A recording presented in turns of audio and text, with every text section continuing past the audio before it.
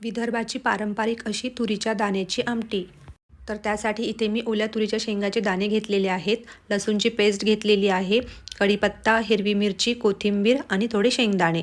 आणि आता हे मी भाजून घेणार आहे. तर त्यासाठी मी गॅसवर कढई ठेवली आहे आणि त्यामध्ये हे दाणे, शेंगदाणे आणि हिरवी मिरची घालून छान याला भाजून घेतलेलं आहे. तर छान भाजण्यासाठी इथे मी 1 थेंब तेलसुद्धा घातलेलं आहे.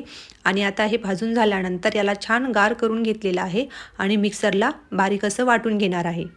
सुरुवातीला मी पाणी न घालताच बारीक असं वाटून घेतलेलं आहे आणि नंतर पाणी घालून मिक्सरला एकदा फिरून घेतलं आहे. फोडणीसाठी तेलामध्ये जिरे मोहरी घालून त्याला छान तडतडू दिलं. त्यामध्येच लसूणची पेस्ट, कढीपत्ता आणि हळद घालून छान मिक्स केलं आणि त्यामध्ये आपण जी दाण्याची पेस्ट तयार करून घेतली ती घातलेली आहे आणि गरजेनुसार पाणी घालून छान मिक्स करून घेतलं आहे. आणि यामध्ये चवीनुसार मीठ घालून याला छान उकळी काढून घ्यायची आहे.